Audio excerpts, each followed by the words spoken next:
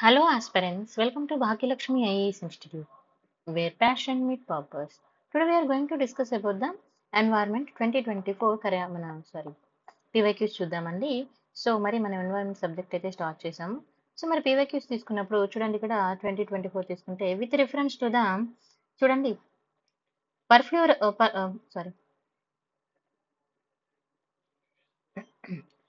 Sorry మళ్ళీ చూద్దాం question with reference to the perfluoroalkyl and polyfluoroalkyl okay these are the substances FA per okay గుర్తుపెట్టుకోండి per and poly ఈ రెండు differences అనేది మనకు తెలియాలి. These are the substances that are used in making many consumer products ఏమంటున్నారు అంటే consumers ఇప్పుడు మనం యూజ్ చేసుకునే చాలా ప్రోడక్ట్లు వీటిని యూజ్ చేస్తున్నారు అని చెప్తున్నారు. అవి ఏంటి అని కింద మనకి ఇచ్చారంటున్నారు స్టేట్మెంట్స్. చూడండి PFAS are found to be widespread of drinking వాటర్లో వాడతారంట, తర్వాత ఫుడ్లో వాడతారంట, ఫుడ్ ప్యాకేజెస్లో వాడతారంటున్నారు. Yes in reality yes. చూద్దాం ఇంకా తర్వాత these are the not easily degradable in the environment and persistent expose to PFAS can lead to the bioaccumulation in animal bodies. Which are the following statements are correct అన్నాడు. So మనకు answer వచ్చేసి 1, 2, 3 correct అండి. So మరి ఎలా అనేది చూద్దాం. PFAS okay మనకి మరి PFAS తీసుకున్నప్పుడు these are the group of synthetic chemicals. What are these group of synthetic chemicals that have been utilized across the various ఇండస్ట్రీస్లో మనం వీటిని యూజ్ చేస్తున్నాం సిన్స్ 1950 నుంచి. And they are recognized for their water and grease resistance properties making them valuable in a wide range of consumer ప్రోడక్ట్లో వాడుతున్నారని చెప్తున్నారు. Common use తీసుకుంటే మనం ఇక్కడ వీటిలో ఎవ్రీడే మనము అంటే మెనీ ఐటమ్స్లో చాలా వరకు యూజ్ చేస్తాం. చూడండి నాన్ స్టిక్ కుక్వేర్స్ ఉంటాయి కదా మనకి, నాన్ స్టిక్ ప్యాన్స్ కానీ, తర్వాత వాటర్ రెసిస్టెన్స్ క్లాతింగ్స్ కానీ, తర్వాత stain resistance fabric, food packaging మనం ఇప్పుడు ఫుడ్ ప్యాకేజ్ కవర్స్ యూజ్ చేస్తాం కదా సో వాటిల్లో, తర్వాత కాస్మెటిక్స్లో కూడా వీటిని వాడతారని చెప్తున్నారు. తర్వాత మరి ఎన్వైరన్మెంటల్ ఇంపాక్ట్ తీసుకున్నప్పుడు చూడండి ఇక్కడ of and referred as a for ever chemicals. నేను ఆల్రెడీ మీకు PYQలో ఇంతకుముందులో మన డిస్కషన్లో చెప్పేశాను ఫర్ ఎవర్ కెమికల్స్ అని వేటిని అంటారు అని. ఓకేనా, ఫర్ ఎవర్ కెమికల్స్ వచ్చేసి ఇవి వచ్చేసి ఏంటంటే it refer to the forever chemicals and do not break down easily in the environment. అంత ఈజీగా ఇవి ఎన్వైర్న్మెంట్లో బ్రేక్ డౌన్ అంటే కలిసిపోవు అన్నట్టుగా. And they can persist in soil water and air for extend the period. చాలా time అనేది ఇక్కడ తీసుకుంటుంది. And these are enter into the environment తో ద ఇండస్ట్రియల్ ప్రాసెస్ ద్వారా ఇవి మనకి ఎన్వైర్న్మెంట్లోకి రావడం అయితే జరుగుతుంది. మరి హెల్త్ ఎఫెక్ట్ తీసుకున్నప్పుడు ఏ విధంగా ఉంటుంది అని అంటే it has been several advice health outcomes అనేవి మనం ఇక్కడ చూడొచ్చు. ఇంక్రీజింగ్ ద చూడండి first of all increase the cholesterol levels.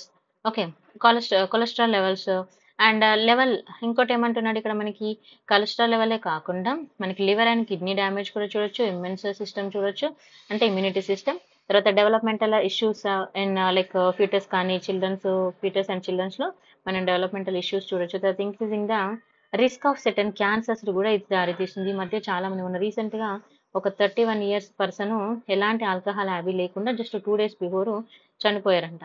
అయితే దీనికి రీజన్ తీసుకుంటే అతను ప్లాస్టిక్ కవర్స్లో ఎక్కువగా ఛాయ్ని క్యారీ చేసి తాగడము ఇలాంటివి వాటి వల్ల అతనికి క్యాన్సర్ అనేది రావడం జరిగిందని చెప్తున్నారు. సో ఇప్పుడే ఉన్న రోజుల్లో చాలా చాలా డేంజర్ అండి, గుర్తుపెట్టుకోవాలి. తర్వాత బయో అక్యుములేషన్ చూడండి PFAS can accumulate the bodies of animals and the human overcome over time due to their inability to easily extract from the body. Wide spread of presence తీసుకున్నప్పుడు PFAS has been detected in drinking water ఎక్కడని food and food package materials మనం చూస్తున్నాము. So మనకు answer వచ్చేసి 1, 2, 3 అనేది మనకి right answer. ఒకసారి మళ్ళీ చూసుకోవాలి మీరు. Okay, consider the following statement. Carabid beetles తీసుకుంటే ఇక్కడ మనకి ఏముంటాయి, తర్వాత సెంటిపైడ్స్ అంటే ఏంటి, తర్వాత ఫ్లైస్ అంటే ఏంటి, తర్వాత టెర్మిట్స్ అంటే ఏంటి, వాస్ప్స్ అంటే ఏంటి. సో ఇక్కడ మనకి ఇప్పుడు 5 ఇచ్చాడండి. ఇక్కడ ఏమంటున్నాడంటే parasitoid species are found in how many above kind of the organism. మనం ఎన్నిట్లలో వీటిని కనుక్కోవచ్చు అని చెప్తున్నారు. సో మన ఆన్సర్ వచ్చేసి ఓన్లీ 3. మరి ఈ ఓన్లీ 3 ఏందనేది మనం చూద్దాం. ఓకేనా, చూడండి ఆర్గానిజమ్స్ contains parasitoid పారాస్టిరాయిడ్ అని అంటాము. సో పారాస్టిరాయిడ్ తీసుకున్నప్పుడు ఈ పారాస్టిరాయిడ్ ఇక్కడ చూడండి ప్రైమర్లీ ఫౌండ్ ఇన్ ఎక్కడ కనుక్కుంటాము అని అంటే ఫస్ట్ వచ్చేసి ఇక్కడ carabid beetles and flies and wasp. So మరి ఇక్కడ మనకి 3 ఉన్నాయి కదా, బెటల్స్ ఉన్నాయి, ఫ్లైస్ ఉన్నాయి అండ్ వ్యాప్స్ ఉన్నాయి. ఈ రెండు కాదు. మరి ఇవి ఎట్లా అనేది కూడా చూద్దాం ఒకసారి. చూడండి certain species within the carabid families are recognized as a parasitoid parasitoids and flies తీసుకున్నప్పుడు ఇక్కడ న్యూమరస్ స్పీసీస్ అనేది మనం ఇక్కడ చూడొచ్చు. ఎస్పెషల్గా తీసుకున్నప్పుడు ఇక్కడ కొన్ని ఇంపార్టెంట్ వాటిలో మనం ఇక్కడ చూడొచ్చు అని చెప్తున్నారు. తర్వాత వ్యాస్ప్లో తీసుకున్నప్పుడు వెరైటీ ఆఫ్ వ్యాస్ప్ స్పీసీస్లో కూడా వీటిని చూడొచ్చు. ఇవి ఎక్కువ కరెంట్ అఫైర్స్ రిలవెంట్ కూడా ఉంటాయండి, చూసుకోవాలి. Next consider the following statement. Statement 1 in Indian flying fox is placed under the, ఇక్కడ చూడండి వర్మిన్ అంటున్నారు, vermin and category in the wildlife protection act 1972 కింద ఉన్నది అని అంటున్నారు. ఏది మనకి ఇండియన్ ఫ్లయింగ్ ఫాక్స్ అనేది. ఎన్వైరన్మెంట్ చదివేటప్పుడు యాక్ట్స్ తర్వాత మళ్ళీ ఏది ఏ యాక్ట్ కింద వస్తుంది అనేది చూసుకోవాలి. ఓకేనా. మళ్ళీ అది వల్నరబుల్ ఏంటి, వల్నరబుల్ అంటే ఏంటని కూడా తెలియదు, వర్మిన్ అంటే ఏంటి కూడా తెలియదు, చాలా మందికి తెలియదు ఇది మీనింగ్స్. సో మనము డిస్కస్ చేసుకుందాం ఫర్దర్గా కూడా. తర్వాత స్టేట్మెంట్ 2 తీసుకుంటే Indian flying fox feeds on the blood of other animals feed చేస్తుంది అంటున్నారు. Which of the above statement is correct in respect of the statement. ఏ స్టేట్మెంట్ కరెక్ట్? బోత్. చూడండి statement 1 and statement 2 correct, statement 2 correct explanation అంటున్నారు. మళ్ళా same చెప్పేసి does not correct అంటున్నారు. Statement 1 correct, statement 2 incorrect, statement 1 incorrect. So right answer వచ్చేసి ఏంటంటే statement 1 correct, statement 2 incorrect. ఎందుకనంటే అది వేరే అనిమల్స్ నుంచి బ్లడ్ అయితే ఫీడ్ చేయదు. ఓకేనా. ఫీడ్స్ ఆన్ ద బ్లడ్ అని అంటున్నారు కదా, సో అది రాంగ్. సో దాని ఎక్స్ప్లెనేషన్ చూద్దాం. ఫ్లయింగ్ ఫాక్స్ అంటే బ్యాట్ తెలుసు కదా మనకి. సో మరి చూడండి the flying fox is a species of a bat and native in the Indian subcontinent. దీని యొక్క నెగిటివ్ తీసుకున్నప్పుడు largest bats in the world అని మనం ఇక్కడ చెప్పొచ్చు. తర్వాత స్పీసెస్ ఒక క్యారెక్టర్స్ తీసుకున్నప్పుడు సైంటిఫిక్ నేమ్ వచ్చేసి ఇక్కడ మనము ఇక్కడ ఎప్పుడైనా కూడా సైంటిఫిక్ నేమ్ కూడా చూసుకోవాలండి. ఓకేనా. పెరోఫస్ గిగంటిస్ అని అంటాము. అండ్ దిస్ అయితే ఇక్కడ తీసుకున్నప్పుడు ఈ ఫ్లయింగ్ ఫాక్స్ తీసుకుంటే వీటిని మనము వర్మిన్లోకి కన్సిడర్ చేయడం జరిగిందనండి. Due to the tendency to raid ఆర్చెస్ and it plays a crucial role in the కీటోన్ ఆఫ్ ద స్పీసియస్. అండ్ వీటి యొక్క అపిరెన్సెస్ తీసుకుంటే ఎలా ఉంటుంది అని అంటే ఫాక్స్ లైక్ అపిరెన్స్, చూడడానికి ఎలా ఉంటుందంటే ఫాక్స్ లాగా ఉంటుంది, అందుకే మనం ఫ్లయింగ్ ఫాక్స్ అని అనడం జరిగింది. రెడ్డిష్ బ్రౌన్ క్యాట్, లాంగ్ స్నోట్, తర్వాత లార్జ్ ఇయర్స్, ఓకే, ఐస్, ఇలా మనం జస్ట్ చూసుకుంటే తప్ప. తర్వాత డిస్ట్రిబ్యూషన్ తీసుకుంటే సౌత్ సెంట్రల్ ఏషియాలో ఇక్కడ మనం చూడొచ్చు, పాకిస్తాన్, చైనా, మాల్దీవ్స్లో చూడొచ్చు. తర్వాత హ్యాబిటాట్స్ అండ్ లైఫ్ స్టైల్ తీసుకున్నప్పుడు ఇక్కడ మనం చూడాలండి. హ్యాబిటాట్స్ అండ్ లైఫ్ స్టైల్లో ఇక్కడ చూడండి flying fox highly social creative and often formed the large roosts consisting of the several hundred individuals అని చెప్పొచ్చు. And they exhibit the vertical male dominated hierarchy, important point. ఓకేనా. మరి డైట్ తీసుకుంటే ఇవి వచ్చేసి చూడండి ప్రైమర్లీ ఇవి frugivorous and supplementary in the flowers, వీటి మీద ఎక్కువ డిపెండ్ అవుతాయి, ఫ్రూట్స్ మీద. తర్వాత థ్రెడ్స్ తీసుకుంటే ఏ విధంగా ఉంది. తర్వాత కన్జర్వేషన్ స్టేటస్, ఇది చాలా ఇంపార్టెంట్ మనకి. IUCN least concern conservation status wildlife protection act 1972 act కింద schedule T indicating the same level of protection. ఇది మనకి ఇంపార్టెంట్. అయితే ఇక్కడ ఇంకో ఇంపార్టెంట్ ఏంటంటే ఇప్పుడు మనము వర్మిన్ అంటాము కదా,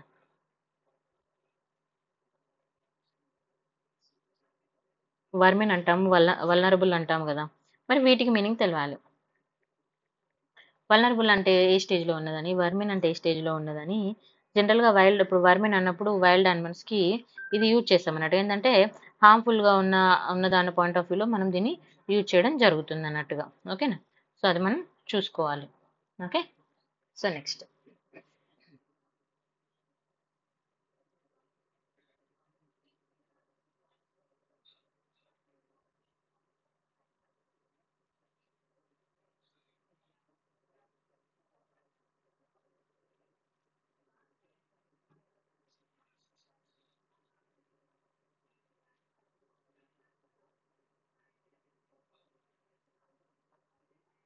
1 second.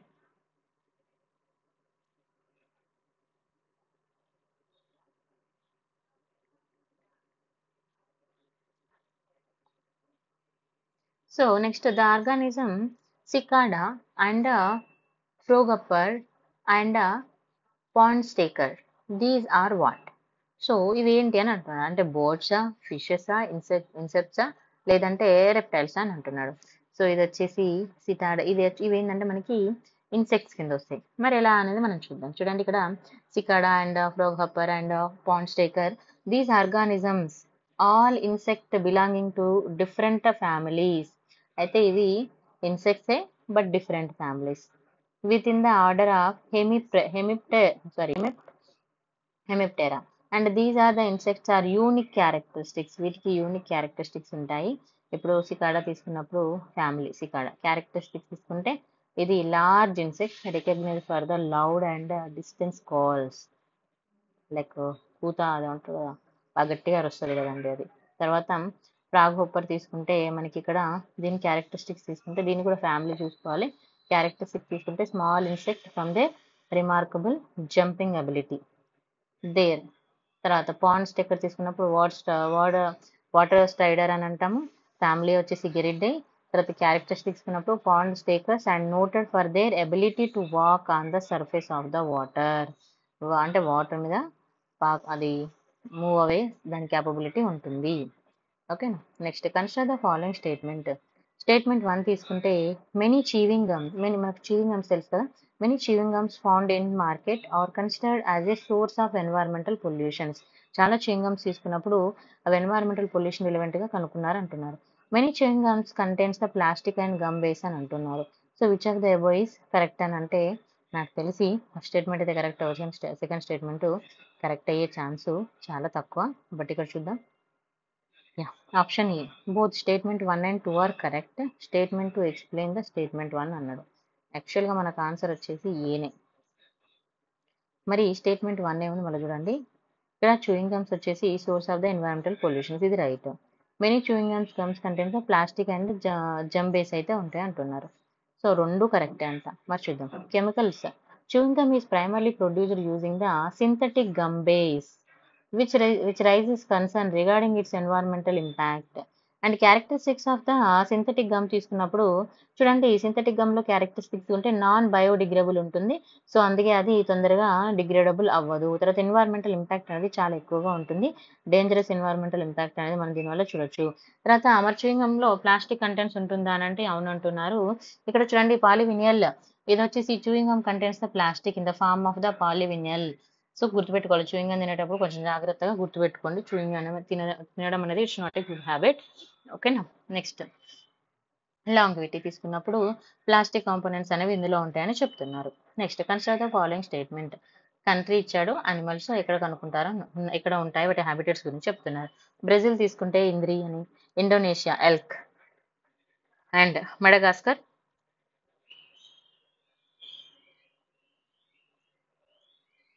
బోనోబో అంటున్నారు. మంచిది.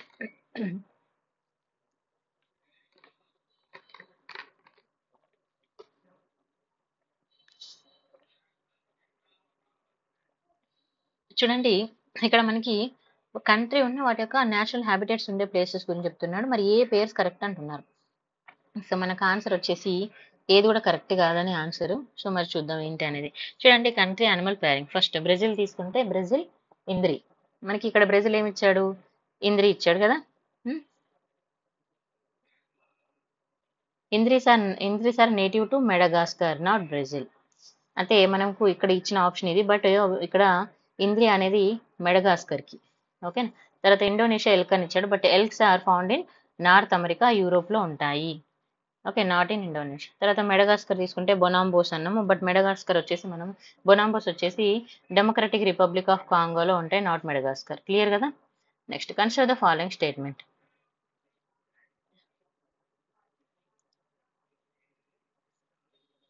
సో చూడండి, కన్సిడర్ ద ఫాలోయింగ్ స్టేట్మెంట్స్ తీసుకుంటే Lions do not have a particular breeding season అన్నాం. ఇక్కడ ఏమంటున్నారు, Lions do not have a particular breeding season. వాటికంటే ఒక పర్టికులర్ బ్రీడింగ్ సీజన్ అంటే ఏముండదు, అంటే ఎప్పుడు పడితే అప్పుడు అవి పిల్లల్ని కనడానికి అవకాశం ఉంటుంది అన్నట్టుగా. ఓకే, తర్వాత unlike most other big cats and cheetahs do not roar. Unlike a male lions and male leopards do not proclaim their territory by scent అని అంటున్నారు. So which of the following above statements are correct అంటున్నారు. అంటే మనకి ఇక్కడ statement 1, 2 మాత్రమే correct, థర్డ్ది correct కాదు. ఎందుకనంటే ఇక్కడ unlike male lions and male leopards do not proclaim their territory by scent marking అని అన్నారు. సో అది రాంగ్ ఎలా అనేది మనం చూద్దాం. చూడండి ఇక్కడ breeding behaviour of the lions తీసుకుంటే there is a no specific breeding season. ఓకేనా, do not have any specific breeding season. And పాలిస్టర్ female lions and lionesses are the palisters, meaning they can do into heat and multiple times in a year. Okay, and mating habits తీసుకున్నప్పుడు Lions and అంటే జనరల్గా ఎక్కువగా heating cycle టైంలో అవి కలుస్తాయని చెప్తున్నారు. తర్వాత adaptive advantages తీసుకున్నప్పుడు ఫ్లెక్సిబుల్ బ్రీడింగ్ బిహేవియర్ అనేది వాటికి ఉంటుంది. ఓకే, నెక్స్ట్ చూడండి ప్యాంథెరా జెనస్ తీసుకున్నప్పుడు అంటే మనం రిమైనింగ్ అనిమల్స్ గురించి తీసుకున్నప్పుడు కూడా జస్ట్ ఇక్కడ చూసుకుందాం. ఓకేనా, చూడండి territorial behaviour of the male leopards తీసుకున్నప్పుడు ఇక్కడ స్కాంట్ మార్కింగ్ అని అన్నాం. స్కాంట్ మార్కింగ్ అంటే male leopards establish their territory primarily through the scent marking and they used urine to mark trees and bushes and rocks with contents pheromones and signaling their presence to their other leopards. And additional communication method తీసుకున్నప్పుడు ఏ విధంగా ఉన్నాయని just ఒకసారి చూసుకుంటే సరిపోతుంది. మన main answer అయితే important అండి.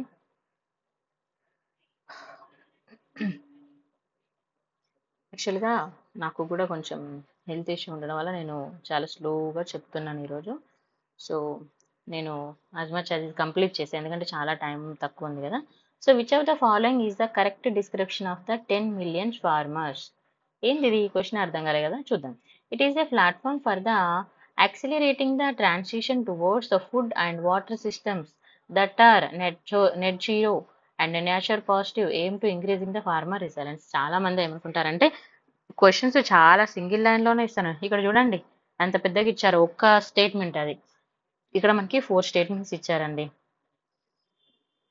అయితే ఇక్కడ చూడండి and it is an international alliance and networking individual farmer organisation interesting supporting the strength and the development of the organic animal husbandry అన్నారు. తర్వాత it is a digital platform అన్నారు. ఇక్కడేమో international alliance అన్నాడు, ఇక్కడేమో ఇట్ ఈస్ ఎ ప్లాట్ఫామ్ అన్నారు. ఓకేనా, and it is a platform for the mission of encouraging the farmers to form farmers product organisations అని అన్నారు. సో మనకి రైట్ ఆన్సర్ తీసుకుంటే it is a platform accelerating the transition towards the food and water system that are net zero. మీ అందరికి ఇక్కడ strike అవ్వాలి, net zero అనేది మనకి ఇంపార్టెంట్ కదా, అవునా. So and nature positive aim to increasing the farmer resilience ని increase చేయడం కోసం ఇది యూజ్ అవుతుంది. సో చూద్దాం 100 million farmers initiative. The 100 million farmer initiative is a global effort to focus on the transforming food system to enhancing the sustainability and climate resilience.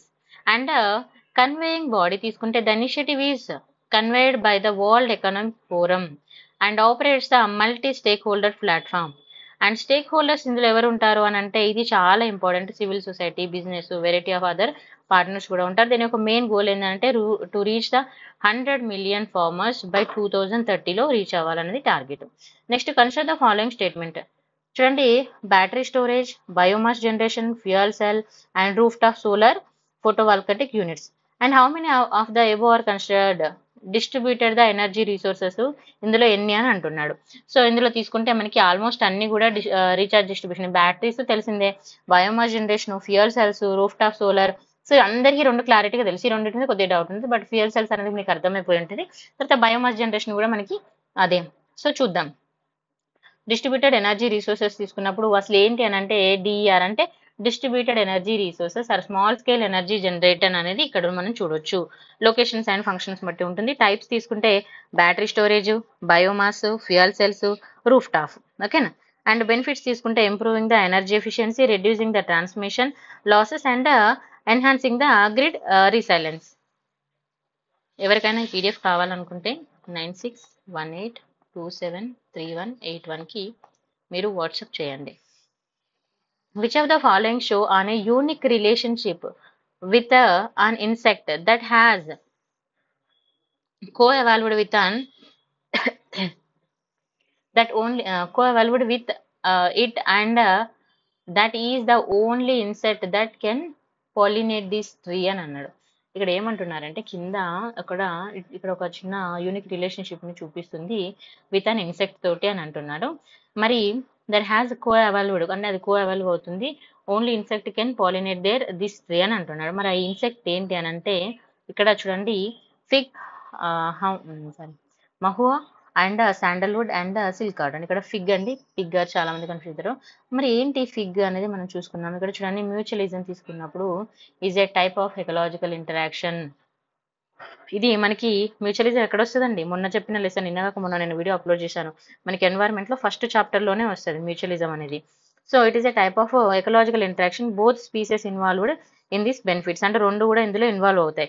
Common occurrence అనేది ఉంటుంది. Example తీసుకున్నప్పుడు figs and wasp తీసుకున్నప్పుడు మ్యూచువలైజేషన్ అనేది ఇక్కడ important, కో evolution జరుగుతాయి అన్నట్టుగా ఇవి. ఓకేనా. తర్వాత రోల్స్ ఇన్ మ్యూచువలిజం తీసుకున్నప్పుడు వాస్ప్ రోల్ తీసుకుంటే female wasp lays her eggs inside the fig fruit, okay, and utilizing as it is site for the reproduction. తర్వాత wasp larvae feed on some of the development fig seeds and ensuring their growth and survival.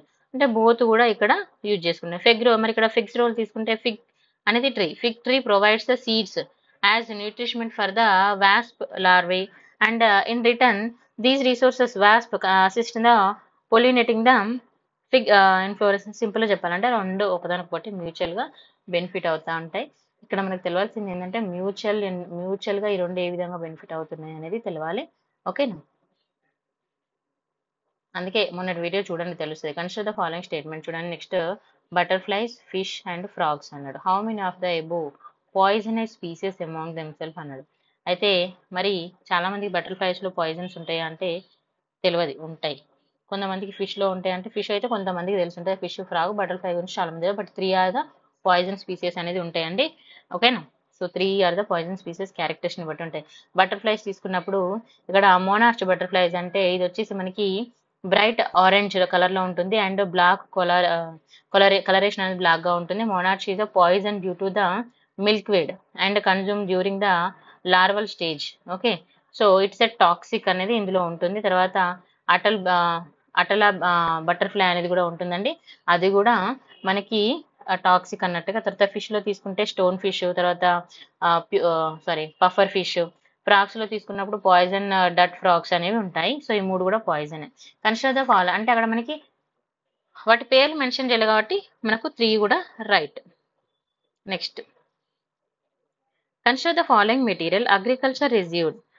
ఇక్కడ చూడండి agriculture residue and corn grain, తర్వాత wood mill waste అన్నాడు, తర్వాత waste water treatment sludge అన్నాడు. Which of the above can be used for the feedstock for producing the sustainable aviation fuel అన్నాడు. So ఇక్కడ answer వచ్చేసి మనకి 1, 2, 3, 4 అంటున్నాం. మరి ఏంటి అసలు ఇదని అంటే ఇక్కడ ఇక్కడ producing the sustainable aviation fuel ని ఏవి ప్రొడ్యూస్ చేస్తాయని అంటున్నారు. అగ్రికల్చర్ నుంచి తీసుకుంటున్నాం, ఎస్. కార్న్ నుంచి కూడా తీసుకుంటున్నాం, వుడ్ మిల్ నుంచి వచ్చే వేస్ట్ నుంచి, తర్వాత వాటర్ నుంచి. సస్టైనబుల్ ఏవియేషన్ ఫ్యూయల్ అంటే is an essential component in the effect of the reducing the environmental impact of the aviation. Various feedbacks తీసుకున్నప్పుడు ఇక్కడ ఏ విధంగా ఉంది అని అంటే చూడండి అగ్రికల్చర్ రిజల్ట్స్ తీసుకున్నప్పుడు including the pay by product such as a crop stock కానీ, లీవ్స్, హాస్క్, లెఫ్ట్, ఇట్లా కొన్ని ఉంటాయి అన్నారు. తర్వాత కన్జర్వేషన్ ప్రాసెస్ తీసుకున్నప్పుడు గ్యాసిఫికేషన్ కానీ బయోకెమికల్ కన్జర్వేషన్ ద్వారా చేస్తాం. తర్వాత కార్న్ గ్రెయిన్ తీసుకున్నప్పుడు ఎథనాల్ ప్రొడక్షన్ లో ఆల్కహాల్ టు జెట్ లో యూజ్ చేస్తారు. తర్వాత వుడ్ మిల్ తీసుకున్నప్పుడు ఇక్కడ ఫిరాలసిస్ అండ్ గ్యాసిటేషన్ ఈ రెండిట్లో యూజ్ చేస్తాం. తర్వాత హైడ్రోథెర్మల్లో, ఓకేనా. తర్వాత వాటర్ వేస్ట్ ట్రీట్మెంట్ షెడ్యూల్ తీసుకున్నప్పుడు బయోకెమికల్ ప్రాసెస్ అండ్ థెర్మోకెమికల్ ప్రాసెస్ అనేది యూజ్ చేస్తామండి.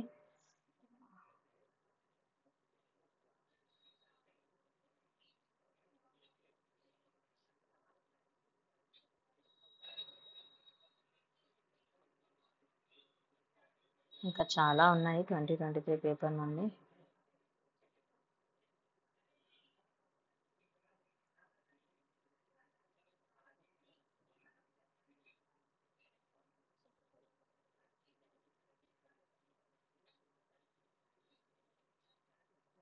ఓకే అండి, నేను ఇంకొక 2 క్వశ్చన్సే ఉన్నాయి అంతే.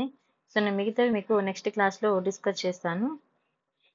ఓకే, ఆల్మోస్ట్ డన్ మనం. సో ఇంకొక 1-2 క్వశ్చన్స్ ఉన్నాయి, మిగతావి నేను నెక్స్ట్ క్లాస్లో డిస్కస్ చేస్తాను. Thank you so much for watching.